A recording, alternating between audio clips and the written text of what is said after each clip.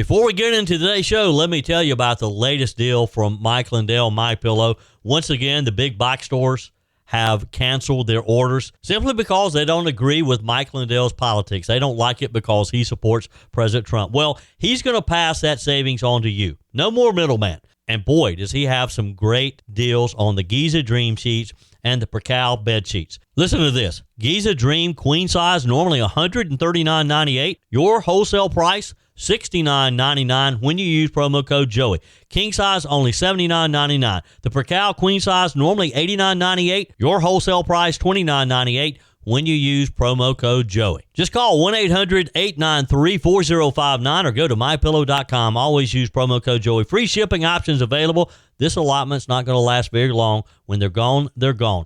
MyPillow.com, promo code Joey. Thanks for joining me in the PhD Weight Loss and Nutrition Studios. To lose weight for the last time, visit myphdweightloss.com. Another GOP senator says he is a no vote on President Trump's big, beautiful bill in its current form, he said. I have the latest on where the bill presently stands. The Justice Department asked the Supreme Court yesterday to intervene and allow the government to enact deportations of a small group of major criminals, saying a lower judge is meddling in national security matters. And a leaked video shows former Vice President Kamala Harris warning that the state of the world is eerily similar to the 1930s. Alabama Republican Senator Tommy Tuberville yesterday announced he'll run for Alabama governor and leave the U.S. Senate. And Deputy Director Dan Bongino announced that the FBI is investigating potential public corruption in 3 well-known cases that include the D.C. pipe bombing probe, cocaine found at President Joe Biden's White House, and a leak of the Supreme Court's Dobbs decision. I told you we'd be back. And ye shall know the truth, and the truth shall make you free. It's Joey Hudson. I wanted to name it the Joey Hudson bill, but, they don't allow you to put names on bills. But I wanted to call it the Joey Hudson bill because I know that one's been near and dear to you for a number of years. That's how it's done. Let your voice be heard. And the truth shall set you free. Here's Joey Hudson.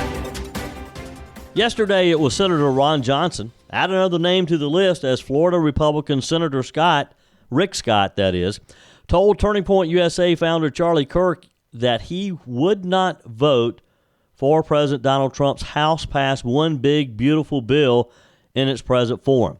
Trump gave Senate Republicans permission to make some major changes to the bill on Sunday, as some GOP senators were warning that the package is dead on arrival without significant reforms.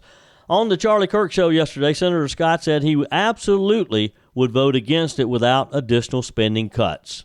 So, Senator, would you say without any changes at its current composition, would you vote no? Oh, absolutely, I'd vote no. This bill doesn't have it. If they brought it to the floor like right now, there's not a chance it'll get the 51 votes it needs. So look. We all know we have to balance the budget. Look, we know that it's getting harder to sell our treasuries. We know interest rates are going up. We want to get interest rates down. We get inflation under control. That means balance the budget. Guess what? I did it every year I was governor. These states supposedly balance their budgets. No, they balance their budget by doing the same thing the federal government does. They borrow money. I stopped that. I stopped the state borrowing more money every year, which they've been doing for 40 years, and it paid off a third of the state debt while I was governor. So that's what we ought to be doing at the federal level. That's how we'll get interest rates down. That's how we'll get inflation under control. The poorest families in this state, in this country, are getting hurt by this massive inflation caused by reckless government spending. We're spending $2 trillion more than we take in. And we're taking in plenty of money. It's not like we don't have high enough taxes. We have way higher spending than we need. And so Senator, that's a big statement, and we want to see it pass. What can then be done? Because our audience is like, wait a second, I thought it passed the House. Are you saying that the Senate can change it, and then there's a reconciliation between the House and the Senate? Is that correct? Yeah, Charlie, we'll change it. We'll have our own bill, and what'll happen is it'll go back through a conference, or it'll just go back to the House, and they'll pass our bill. But I believe we're going to dramatically reduce mandatory spending to get this budget balanced in a short period of time, which is what we have to do. It's what we promised. I just went through my election just like President Trump did. We all promised we were going to balance the budget. We are going to set the process to quickly balance in this budget. It's going to be another fight over in the Senate for sure. But can you blame him?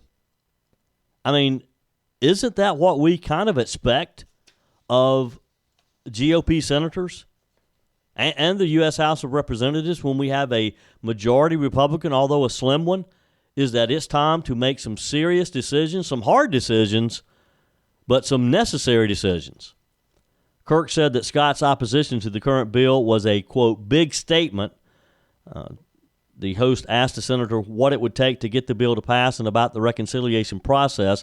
Now, again, GOP Senators Ron Johnson of Wisconsin, Rand Paul of Kentucky are among some who are considered fiscal hawks, influencing the deliberation about spending deficit. Johnson also noted Republicans, Utah Senator Mike Lee and Scott as senators who are seeking further spending cuts in the bill.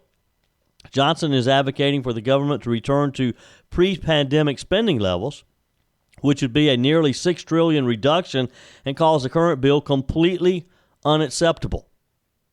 While House Republicans felt pressured to accept the bill due to the upcoming 2026 midterm elections, some of the senators are saying, nope, not going to go.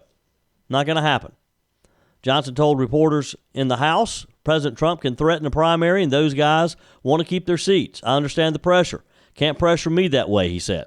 I'm not going to vote for it without some minor tweaks. I think everybody's kind of happy talking and get together and pull together and got to do this and that. That's the way they're going to try to make it go, he said. Paul has said that he opposes the bill based on language that will increase the debt limit by $4 trillion over the next 2 years, something that President Trump has demanded. Paul said, I've told them that if they'll take the debt ceiling off of it, I'll consider voting for it. We've never, ever voted to raise the debt ceiling this much. It'll be a historic increase. I think it's not good for conservatives to be on a record supporting $4 trillion or $5 trillion increase in the debt ceiling. He has a point there too, doesn't he? I mean, as I said yesterday, and I was very clear, I can't argue with these guys. Yes, I support the president's program. But didn't we send a message to Washington last November that it was time to make some changes, some drastic changes? Texter Jennifer wrote on the text line, hey, Joey, just hearing your Tuesday morning podcast, and here's my idea. Go over to GSP, get on a plane to D.C., and maneuver yourself before the Senate and deliver that message that you delivered Tuesday morning. You nailed it. Go up there and deliver some Greer, South Carolina common sense to those conservatives in the Senate. Well, Jennifer, I don't know that they'd let me in the room, but thank you. I appreciate that kind note. But Jennifer's right. I mean, we got to get the message to them that, yes, we support President Trump. We elected him. But there's got to be some common sense in our spending. We can't just keep pretending that we can spend nonstop. We can't keep raising our debt ceiling. We got to balance the budget, and we got to reduce spending. There's some programs that are just going to have to go away. Now, you know, I've been reading all the talk about Medicaid and about SNAPs. And one headline was 30 million SNAP meals will be eliminated under the plan. What they don't tell you is that the 30 million that will be eliminated are 30 million to people who don't deserve SNAP to begin with. They don't qualify for SNAP. They have an income. They're working. They can buy their own food. We don't have to buy it for them. It's just like Medicaid. You know, they're screaming and yelling that, well, you know, people are going to lose their Medicaid. Well, yes, some people are because they shouldn't be on it to begin with, right? I mean, at what point do we say enough is enough? It's time to dig in a little deeper and cut the waste, cut the fraud. I mean, cut all those people who are receiving Medicaid benefits, people who should be working, are able to work, they're just too dang lazy to. It's time to cut them off. And yes, let the headlines say 30 million, 40 million, 50 million people lost their Medicaid benefits. It's because they shouldn't be getting them to begin with. At what point can people wake up and understand that? We have to change our way of government, and we got to do it now. We may never get another chance to do it. We got to start the ball rolling, and now is the time. Now, honestly, I don't quite understand at times why President Trump wants the debt ceiling raised. I don't get that. Maybe some of you can help me understand that. If you understand, text me, email me, joey@joeyhudson.com. Leave me a message on the MyPillow message line, 864-477-JOEY, 864-477-5639, because I truly don't understand it. I'd love to be able to sit down with the president, just talk with him about it. Probably won't ever get that opportunity, though. Glad to have you on this Wednesday. We got a lot to cover today. Are you ready for this? I dropped over 30 pounds on the PhD weight loss plan. No Ozempic, no shots, no meds. Look, I refuse to rely on prescriptions for life, and you probably feel the same. Joey Hudson here. Here's what Big Pharma won't tell you. Your body already makes GLP-1. That's the hormone that fights hunger. PhD helps your body produce it naturally, faster, and without side effects. With PhD, there's no muscle loss, no rebound weight gain, and no cravings. Just real, lasting weight loss the natural way. Right now, get a free body scan and personalized metabolic assessment. It takes 5 minutes and shows what's really happening inside your body. You'll walk out knowing how to flip your fat-burning switch. No shots needed. Don't trade your health for a quick fix. You can do this without Big Pharma and without the drugs. Plus 15% off when you fully commit to your program and the PhD Get Results Guarantee. Call now, 864-644-1900. Start today. Call 864-644-1900 or visit myphdweightloss.com. In immigration news today, here's a story that's going to kind of probably leave you shaking your head if you still believe America should be a country that protects its people first. The Biden-appointed Judge Brian Murphy, a federal judge, just told the U.S. government that it can't deport convicted murderers and child rapists to South Sudan because they didn't get enough time to object. Now, they're going to object. You can count on that. You heard that right. We're talking about a Laotian man who murdered a German tourist, a Mexican gang member who stabbed his roommate to death, and a Myanmar national who sexually assaulted a little girl repeatedly starting when she was 7 years old. These are not asylum seekers. These are not dreamers. These are violent, convicted felons with final deportation orders. But now, a federal judge says we have to keep them here in the U.S. because they didn't get enough time, less than 24 hours, to say they might be afraid of torture if deported. So what does the Trump administration do? They take it straight to the Supreme Court. Solicitor General D. John Sawyer told the justices on Tuesday that this judge is wreaking havoc on the immigration system. He said, and I quote, "The Due Process Clause does not give such aliens a constitutional entitlement to any extra removal procedures beyond what the political branches have provided." Translation, the law already spells this out. Congress gave the president authority to make these calls, especially in national security cases. This judge just made up new rules out of thin air, like they often do. And here's what's worse. The home countries for many of these criminals, they don't want them back. Shocker, huh? You surprised, aren't you? So what does our government do?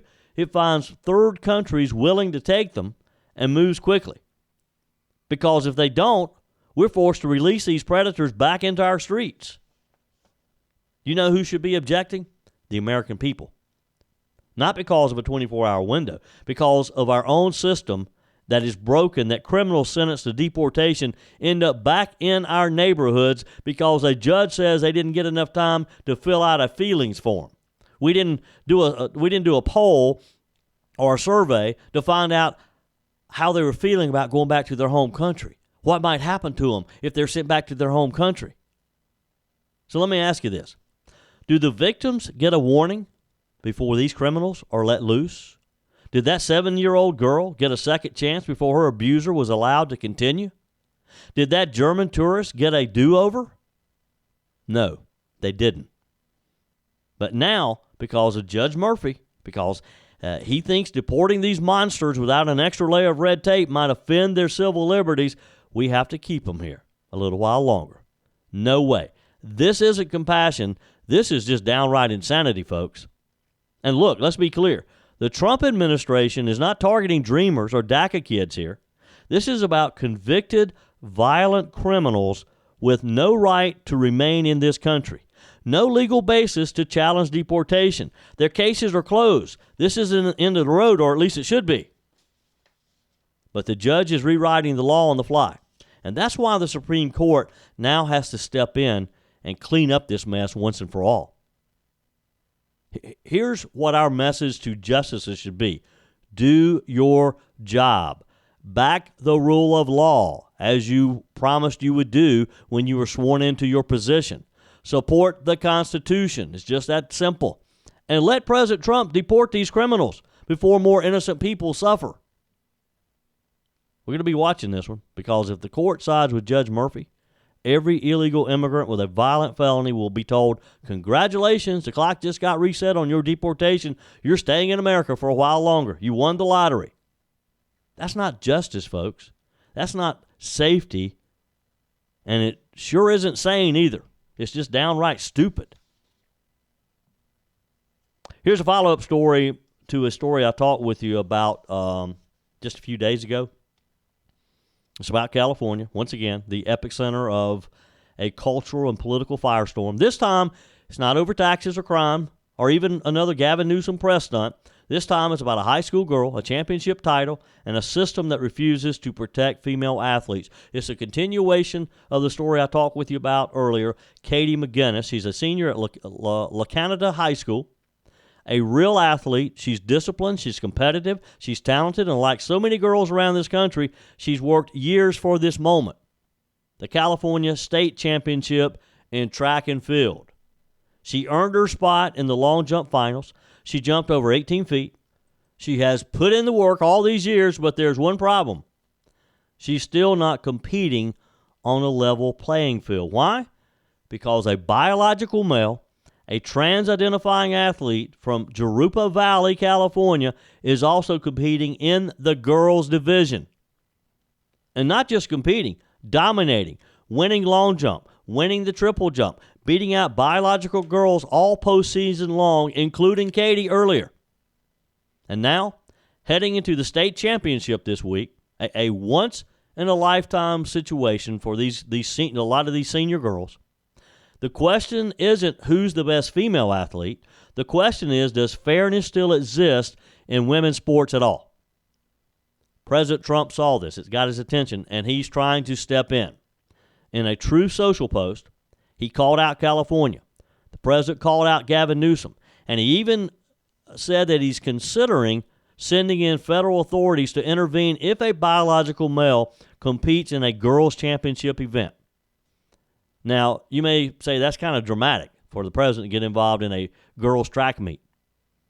But tell that to the girls who trained their whole lives for this moment, only to be pushed out by someone with a biological advantage they simply cannot overcome. The California Interscholastic Federation, the CIF, is scrambling to respond. At the last minute, they've announced a rule tweak yesterday. They said they'll let some of the girls who were bumped out by the trans athlete back in to compete. That's their idea of fixing this. But the McGinnis family, they're not buying it. And you know what? I'm not sure I do either. They released a statement saying loud and clear, this is the McGinnis family, this isn't good enough. It's still an unfair competition and an injustice to the girls competing, and I say amen to that. Katie herself has spoken out, not with hate, not with bigotry, but with truth and grace. She said she doesn't hate the athlete or the trans community, but she can't ignore the obvious. She said there are just certain genetic advantages that biological males have that biological girls don't. Frankly, I just can't stand for that, she said. And that's the heart of it. We're not talking about banning people from sports. We're talking about protecting girls' sports. We're talking about Title IX, a law passed to ensure equal opportunity for women, not to turn girls into political collateral. Now, let me ask you, where's the outrage from the so-called champions of women's rights? Where's the corporate media? Where's the feminist left? Crickets, nothing. You haven't heard from them, have you? El Zappo. Instead, we get Gavin Newsom, the king of gaslighting, going on a podcast and saying, well, I agree it's unfair, but we also need grace. And suicide rates and anxiety. He's talking about all these problems that the trans community has. Well, hey, look, I say, let's take care of the trans community. Let's talk with these young people about suicide, about anxiety. But we got to be honest with them. And you can't allow them to wreak havoc in young women's sports. What about the young girls who have worked their whole lives to get here? You don't get to invoke grace while you look the other way as biological boys beat girls out of their own sports. You don't get to pretend that you're compassionate when you're ignoring real teenage girls with real dreams, real training, and real heartbreak. Katie McGinnis is not a prop. She's not an obstacle. She's a young woman trying to compete with integrity, and when she says, I was discouraged, I did everything I could, and it wasn't enough, that should break every parent's heart in America. That should get everyone's attention. We should all be rallying around these young girls and demanding that these boys are kicked out of girls' sports. Let's be clear here. This isn't progress. This is erasing decades of fighting for young girls to have their place in sports, to have equality in sports. That's what Title IX was all about.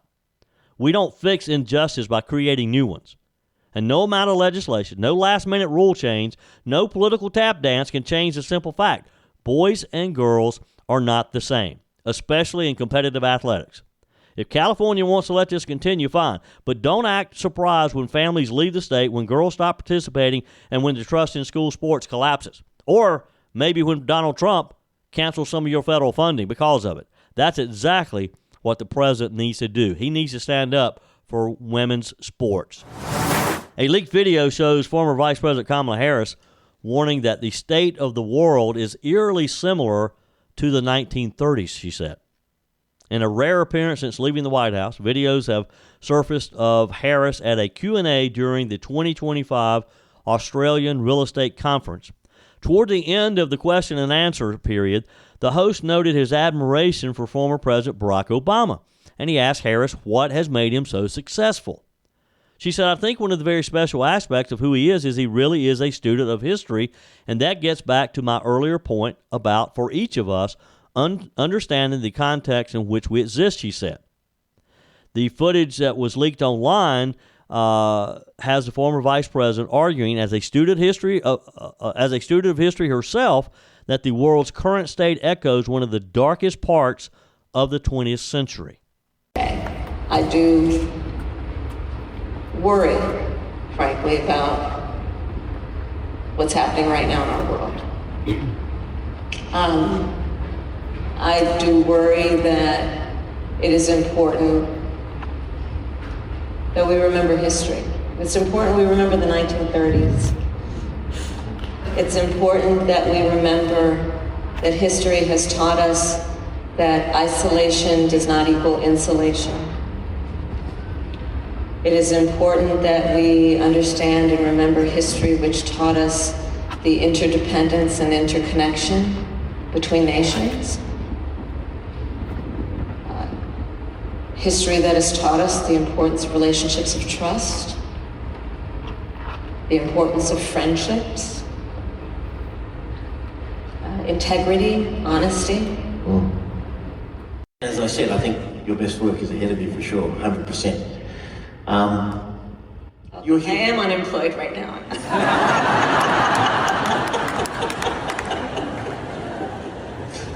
You know, I must speak truth. Isn't she funny? Now, that was just a blurb of the overall clip that was leaked, and the exchange is obviously a shot at President Donald Trump. And while the event was closed to the press and not televised, there's been a number of various clips from the session that have been leaked online by attendees. She just keeps at it, doesn't she? She won't go away. Kind of like Hillary Clinton. Broadway veteran Patti LuPone lashed out at President Trump for his overhaul of the John F. Kennedy Center for the Performing Arts in Washington, D.C., and called for the building to, you ready, get blown up. This was an interview published on Monday of this week. Now, here's the backstory. You may recall, in February, President Trump fired several Kennedy Center board members, including the president and chairman, and replaced them with pro-Trump figures who then named the president as chairman. In a post to Truth Social announcing the changes, Trump vowed to make the Performing Arts Center great again by removing board members who did not share his administration's vision for a golden age in arts and culture. Trump said that the drag shows targeting children were one example of programming at the Kennedy Center that would end under his leadership. His actions created some backlash, as you can imagine, in the theater world and the film world, with multiple artists resigning from their roles or canceling upcoming performances at the Kennedy Center. Now, Lupone slammed the Trump takeover, and in new comments to the New Yorker, talking to Michael Schulman, said she's even angry at the rest of the country. She told me, this is Schulman talking about Lupone, she told me more than once that the Trumpified Kennedy Center should get blown up. Now, is that not a threat to damage a national center like this? I mean, don't people usually get investigated, even arrested, for suggesting that a building be destroyed simply because they don't like what the president's doing? Lupone also told the outlet that she wished that the Trump administration would leave New York alone. Now, she's been an outspoken critic of Trump for years. Ahead of the 2020 election, Lupone said that she was considering moving to Ireland if Trump won. Well, he didn't win then, but he did win in 2024, so are you still going to move to Ireland?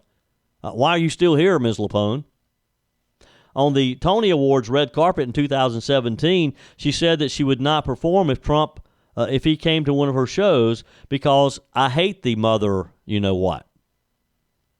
Richard Grinnell, president of the Kennedy Center now, slammed Lupone's comments in a statement to Fox News Digital. He said, the far left has morphed into violent extremists.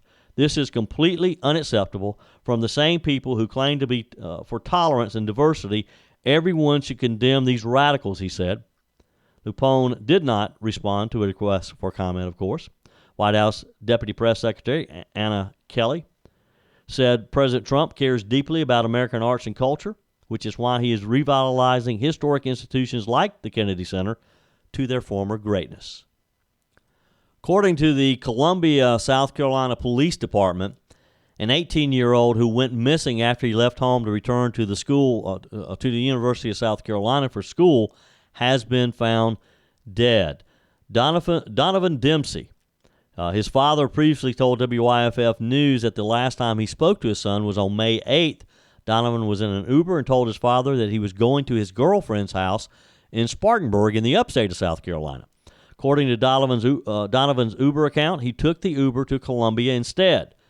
Columbia Police Department on Tuesday said that CPD said a body found in the Congaree River over the Memorial Weekend has been identified as young Donovan. Police say no foul play is suspected.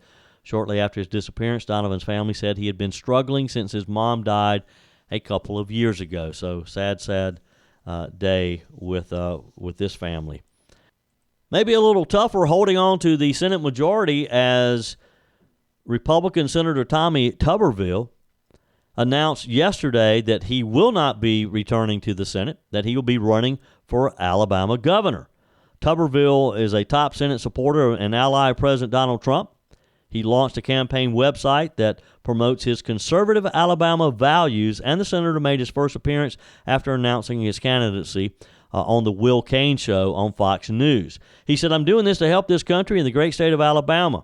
I'm a football coach. I'm a leader. I'm a builder. I'm a recruiter, and we're going to grow Alabama. Now, look, he'll probably win the governor's mansion, but we got to be sure that we maintain that Senate seat as well. We got to. That's a key component of us holding on to our majority. Your comments are welcome on the Firmin Ford text line, 864-477-JOEY. That's 864-477-5639. Emails always welcome, joey@joeyhudson.com. Speaking of the Firmin Ford text line, it's never been more important to support locally run businesses owned by people who actually live here in the upstate. Let me take a minute to talk with you about our friends at Firmin Ford. If you're looking for a new vehicle, maybe a great pre-owned vehicle, one you can trust, or maybe you're looking to order that special vehicle. Either way, if you want a new one, a brand new one, or a pre-owned that you can trust, the folks at Firmin Ford, they're there to help you. Their name is on the sign because their name is on the line, because every single transaction is important to them. Jim Firmin, Matthew Firmin. They do business the right way. When you stop by, when you give them a call, or maybe when you just send them a quick email, you're always going to have access to a member of the Firmin Ford family. And by the way, they also offer great service, and you're not going to have to wait weeks and weeks to get it done. And you do not have had to purchase your vehicle at Firmin Ford. Doesn't even have to be a Ford. They service all makes and models. Visit my friends at Firmin Ford online at firminford.com, firminford.com. So does this surprise you? Newsflash. NPR and several Colorado public radio stations have announced that they are suing the Trump administration in federal court over an executive order seeking to cease all federal funding to NPR and PBS. Are you surprised? Here's the story. As you probably know, President Trump signed an executive order earlier this month instructing the Corporation for Public Broadcasting and other federal agencies to cease federal funding for NPR and other public media outlets. NPR has vowed to challenge the order by all means available, and CEO Catherine Mayer took action. Mayer said in a lengthy statement, quote, "The executive order is a clear violation of the Constitution and the First Amendment's protections for freedom of speech and association and freedom of the press. It is an affront to the rights of NPR and NPR's 246 member stations, which are locally owned, nonprofit, non-commercial media organizations serving all 50 states and territories. Today, we challenge its constitutionality in the nation's independent courts. Public media was established to inform the American public and uphold American democratic values," she said. The president's executive order is directly counter to Congress's long-standing intent, as expressed in the Public Broadcasting Act, to foster vibrant institutions that achieve that mission, serving all Americans independent of political influence. Now, yesterday, Ms. Mayer appeared on Face the Nation to claim that their reporting of the news is never biased and that they serve all Americans. I want to ask you about the news. When we went and we read the executive order, the language in there says government funding of news media in this environment is outdated and unnecessary, corrosive to the appearance of independence. And Americans have the right to expect if their tax dollars fund public broadcasting that it's fair, accurate, unbiased, and nonpartisan. How do you respond to the implication that your news coverage is not fair and nonpartisan? And I think unbiased. Yeah, well, first of all, I think it's important to note that I'm the CEO and we have an independent editor-in-chief who oversees the newsroom, and so I don't make editorial decisions, and that I think is just always an important point to make. But I think our newsroom would really take issue with that. We have been on air for more than 50 years. We've been covering news as it occurs across the nation, in local communities, overseas. We have an extraordinary Washington desk, and our people report straight down the line, and I think that not only do they do that, they do so with a mission that very few other broadcast organizations have, which is a requirement to serve the entire public. That is the point of public broadcasting, is we bring people together in those conversations. And so we've had a whole host of conservative voices on air of late. We've been making requests of the Trump administration to have their officials on air. We would like to see more people accept those invitations. It's hard for us to be able to say we can speak for everyone when folks won't join us. All right, so let's break that down.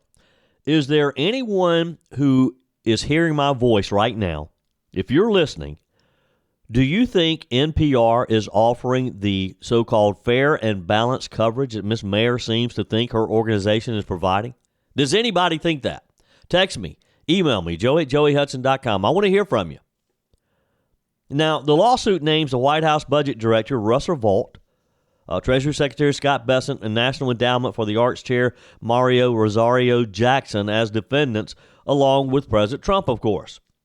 Colorado Public Radio, Aspen Public Radio, and KSUT joined the suit that calls Trump's executive order unlawful in multiple ways. Mayer said that the order threatens the existence of the public broadcasting system upon which tens of millions of Americans rely for vital news, information, and emergency alerts. She goes on to talk about the fact that it was established back in 1967 when the Congress established the Public Broadcasting Act. Now, there's the key. 1967. When the Congress passed the Public Broadcasting Act, we didn't have all the media options we have now. Don't you think public broadcasting has outlived its usefulness? We have so many options now, and most are free, just like NPR. But they don't have the benefit of federal tax dollars to survive. If NPR is so essential, if they're providing this great news service, they can survive without our tax funds, don't you think? Their listeners, their viewers will all support them, right? Mayer said that Trump has repeatedly expressed his disapproval of editorial decisions reflected in programming offered by NPR and PBS and disparaged NPR's news and other content as left-wing propaganda. If the shoe fits, wear it, right? She says this is retaliatory, viewpoint-based discrimination in violation of the First Amendment. The Supreme Court has ruled numerous times over the past 80 years that the government does not have the right to determine what counts as bias. She continued, NPR will never agree to this infringement of our constitutional rights or the constitutional rights of our member stations, and NPR will not compromise our commitment to an independent free press. You know, here's the irony of this. NPR is taking our tax dollars that they've been given in order to sue our government. Again, I ask you, do you believe that NPR is essential? Do you believe that if NPR goes away tomorrow, that you're going to not get the news? Do you believe that NPR really reports the news in an unbiased fashion? I don't think the president is saying they don't have the right to free speech. Mayer goes on to talk about the First Amendment right to free from government attempts to control private speech. Well, look, President Trump isn't trying to control the speech. He's just saying that it's time that our tax dollars aren't used to support these organizations. Let them survive on their own like most other media companies do. Most media companies don't have the luxury of public funds, and nor should they. Again, if you're providing such a great service, if your listeners, if your viewers love what you're doing, then ask them for a donation. Ask them to, well, actually, I guess they can't buy advertising. Well, I guess they can buy advertising on it. I don't know. But let your listeners support you. Let your listeners continue to make those donations or however they can get money in your hands to continue your service. If you're that essential, it'll happen. If you're not, then we know what will happen. Ms. Mayer contends that NPR is a nonpartisan news organization that adheres to and upholds the highest standards of public service in journalism, and she says they ensure the integrity of its reporting through multiple rigorous safeguards. She says we stand for constitutional rights, a free press, and an informed public, and we file today on their behalf. Well, don't file on my behalf because I don't care if you exist or you don't exist, because I take issue with the idea that you offer nonpartisan news. But I guess the courts will decide. That's it for today's edition of Just the Truth. Thanks for joining me in the PhD Weight Loss Studios. To lose weight for the last time, visit myphdweightloss.com. If you haven't joined my mailing list yet, visit my website, joeyhudson.com. Click on the Connect with Joey button so that you can receive our emails and the most up-to-date news. Also, join me on my YouTube channel. Be sure and like, comment, and subscribe. Just search for Joey Hudson. As always, thanks for spending a few minutes of your day with me. Do me a favor and forward this episode to a few friends. Just click on the share button and send to your contacts. We need to build an army of conservatives to win our country back, and we can do that by continuing to share the truth with our friends and family. Keep those comments coming via the Firmin Ford text line 864-477-JOEY. Email to joey@joeyhudson.com, and I love your messages on the MyPillow message line. Again, that's 864-477-JOEY, 864-477-5639. Be sure and take advantage of the MyPillow special, just $14.88 on the standard MyPillows when you use promo code Joey. Order online at MyPillow.com or call 800-893-4053. We're back again tomorrow and hope you'll plan to join us. Until then, remember, God's got this. He's still in control.